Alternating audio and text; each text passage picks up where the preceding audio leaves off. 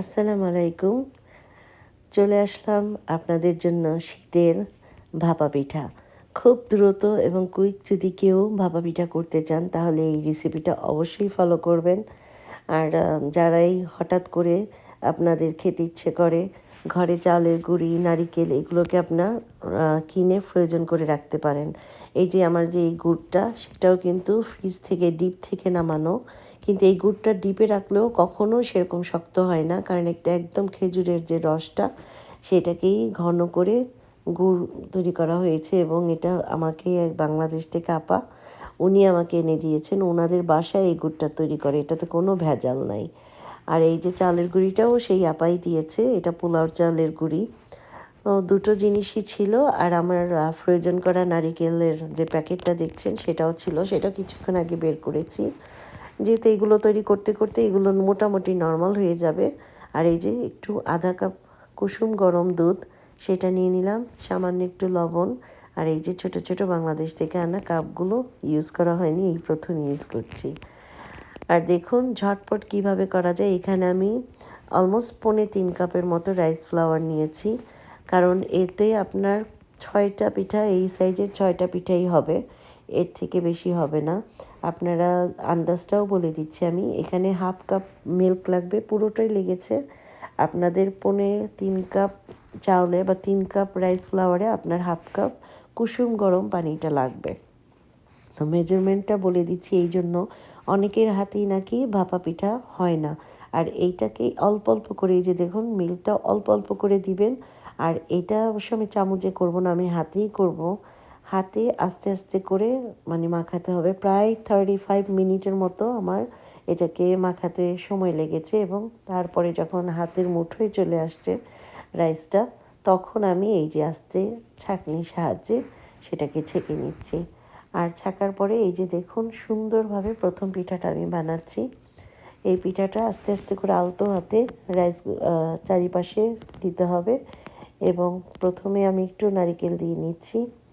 নারিকেলটা frozen করা ছিল, এই জন্য আমি একটু গরম পানিতে বসিয়ে রেখেছিলাম যেন নর্মাল হয়। আর এই যে নর্মাল হওয়ার পরে এই দেখুন গুড়টা, এটা কিন্তু ফ্রোজেন, কিন্তু এটা আমি যখনই ছুরি দিয়ে একটু ভাঙলাম ভেঙে গেল, কারণ অরিজিনাল গুড় কখনোই আপনার ডিপ হবে না, এটাই তার প্রমাণ। আর দেখুন গুড়টার মধ্যে যে এত সুন্দর একটা স্মেল, একদম আমাদের দেশের সেই খেজুরের রসের মতো। পিঠাটাও খুবই মজা হয়েছে। আর এত ইজি রেসিপি, যে কেউ বানিয়ে খেতে পারেন। আর অনেকেই আমাকে বলছে, ভাবি আমার হাতে হয় না, ভেঙে যায়, আপনি কি সুন্দর মানে দেখালেন, খুব সুন্দর হলো পিঠাটা। সব কিছু হলো আপনার এই যে চাউলটা যে আপনার মাখানো সেটার উপরে। এই পিঠা আপনার কখনোই ভাঙবে না আপনারা যদি এইভাবে রাইসটাকে সুন্দর করে মেখে নেন। আস্তে আস্তে করে মাখাতে হয়। আর আমি বলবো 20 থেকে 25 মিনিট ধরে আপনার রাইসটাকে অল্প অল্প মিল্ক দিয়ে দিয়ে সুন্দর করে মাখিয়ে নেবেন।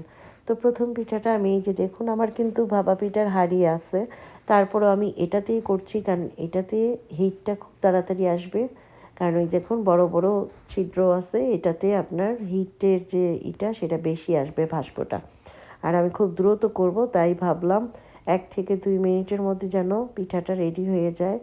কারণ সকালের নাস্তা যেহেতু আমি চাই না সময় লাগুক, আর পিঠা কিন্তু করতে সময় লাগে, তাই আমি খুব দ্রুতই চেষ্টা করছি। আর এই যে একটু টোকা দিয়ে আস্তে আস্তে করে তুলে নেবেন। এই যে দেখুন সুন্দরভাবে উঠে এসেছে, একটুও ভাঙেনি। আর আলতো হাতে কাপড়টাকে দিয়ে দিতে হবে।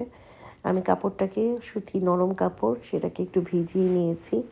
আর এই যে কাপড়টা দিয়ে তারপরে ডাবল ঢাকনা দিয়ে দিলাম, যেন হিটটা ভালো মতো পিঠাটা পায়। কারণ পিঠাটার মধ্যে যদি ভালো মতো হিটটা না লাগে তাহলে ভিতরে কাঁচা থাকবে। আর এই যে ঠিক 2 থেকে 3 মিনিট একদম ঘড়ির কাঁটা দেখে আমি এই যে ঢাকনাটা তুলে নিচ্ছি। আর এত গরম যে ঢাকনা আর এই কাপড়ই দেখতেছেন যে আমি ধরতে পারছি না, তার মানে পিঠাটা প্রপারলি রেডি। আর তারপরেও আমি আপনাদেরকে দেখিয়ে দিচ্ছি, এই যে দেখুন পিঠার কালারটাই চেঞ্জ হয়ে যাবে, আর একটুও ভাঙবে না। আমি যে এটাকে যদি এখন এভাবে করে জড়িয়েও ফেলি তারপরেও মানে পিঠাটা ভাঙবে না। আর ওটা রাখার পরে আমি আরেকটা পিঠা দিয়ে নিচ্ছি, কারণ আমার হাজব্যান্ডকে প্রথমেই, ও 2টা পিঠার বেশি খাবে না আমি জানি, তারপরেও 6টা পিঠা হয়েছে। আমি নিজেও 2টা খেলাম, আরও আছে ফ্রিজে। তো অল্প মানে সকালে আসলে এই আর বাংলাদেশে তো এরকম রাস্তার মধ্যে এরকম ছোট ছোট পিঠাই বানায়, তাই আমি এই ছোট সাইজটাই বেশি পছন্দ করি। আর বড় বড় পিঠাগুলো হয় কি বেশি শুকনো হয়ে যায়, চালের গুঁড়ি বেশি থাকে। এইটার মেজারমেন্টটা আপনার নারিকেল এবং সব কিছু গুড় পরিমাণ মতো থাকে, এটা খেতে খুব ভালো লাগে। তো দিয়ে আসলাম আমার হাজব্যান্ডকে, দুটো পিঠা হতে হতে ও গরম গরম খেয়ে নেক। আর আমার কিচেনটা একটু মেসি, সকাল সকাল যেহেতু আমি হুট করেই ব্রেকফাস্টের জন্য আয়োজন শুরু করে দিয়েছি, একদম ধোয়া তাই বের হচ্ছে দেখো। সব কিছু গুছিয়ে নেই। আর এই যে দেখুন, ওকে তো দেওয়ার পরে ও সারপ্রাইজ যে ও ভাপা পিঠা বলার সাথে সাথে কীভাবে আমি তৈরি করে দিলাম। ও তো মানে চিন্তাই করতে পারে না, ও ভাবছে আমি হয়তো ব্রেকফাস্ট রেডি করতেছি, কিন্তু আমি যে ভাপা পিঠা দিচ্ছি সে অবাক হয়ে গিয়েছে। এরকম সারপ্রাইজ দিতে হাজবেন্ডদেরকে আর তাদের মুখের হাসিটা যে দেখবেন, মার্শাল্লাহ, সেই হাসিটা একদম মনে হয় যে অমূল্য। যাক, এরকম করে হঠাৎ হঠাৎ ও আবদার করলে আমি যে তাকে সেটা দিতে পারি, সেটাও আমার মানে এই আমি কোনো কিছু শিখে আসিনি, এখানেই সব কিছু শেখা। তো এই যে দেখুন, সুন্দর ভাপা পিঠাটা দেখলো, দেখেই তার মন ভরে গেছে। তো দুটো পিঠা খাওয়ার পরে সে আর বাকিটুকু খায়নি। আর এই যে দেখুন, লেফট ওভার পিঠা আমি একটা খেয়ে নিলাম, আর দেখতে এত সুন্দর হয়েছে, মাশাআল্লাহ।